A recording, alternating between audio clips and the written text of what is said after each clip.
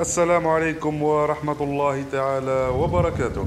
مرحبا بكم في نشرية جوية جديدة. لا تنسون بالاشتراك في القناة وتفعيل الجرس ليصلكم كل فيديوهاتنا.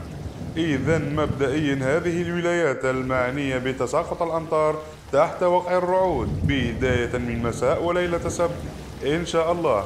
الولايات التالية: تلمسان، عين تيموشن، وهران، بالعباس، سعيدة، معسكر، مستغانم، غليزان، تيبازا وشلف.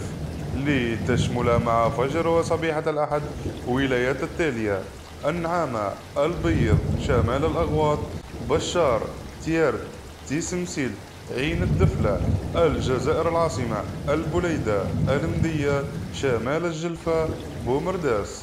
لتشمل خلال ظهيرة ومساء الأحد بأقل حدة ولايات: البويرة، تيزي وزو، بجاية، جيجل، شمال سطيف، قسنطينة، ميلا، سكيكدا وقلمة.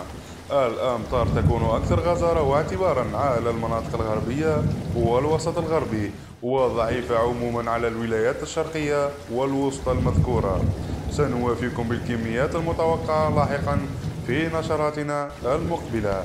باقي الولايات الشمالية الغير مذكورة يتوقع طقس غائم بداية من ليلة السبت ويوم الأحد إن شاء الله. غير مستبعد تساقط زخات مطرية متفرقة من حين لآخر. كل هذا والله أعلم. شكرا على كرم الإصغاء والمتابعة. إلى اللقاء.